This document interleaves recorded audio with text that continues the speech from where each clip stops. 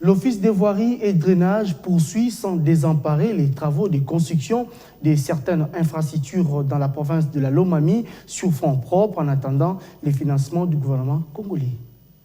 300 mètres de longueur et une dizaine de mètres de profondeur, le ravin Kamouche, qui menaçait la route nationale numéro 1 reliant la province du Kassai-Oriental à celle de Lomami, est en pleine construction par l'Office des routes. Ce lundi 2 août, une équipe constituée des députés provinciaux s'est rendue sur les lieux pour se rendre compte de l'évolution des travaux. Sur place, elle a eu les explications nettes et claires du chef de division technique Ngoyi Mwanambo en présence du directeur provincial de l'Office des routes Benjamin Juma. Ce dernier a devant la presse confirmé que l'Office des routes n'a reçu aucun financement du gouvernement congolais. C'est l'Office des routes, la direction générale, qui a mis à notre disposition un acompte de 15 000 $ en attendant que le gouvernement central puisse lancer les travaux. Le projet initial, on était à 2 millions de dollars. La direction générale a mis à notre disposition pour le démarrage des travaux 15 000 $. Et nous attendons maintenant le financement du gouvernement central. La direction générale aussi a mis à notre disposition des matériels loués auprès des BAB pour nous permettre de faire les travaux. Nous craignons la pluie. Et s'il pleut, ça va perturber énormément les travaux qu'on est en train de faire actuellement.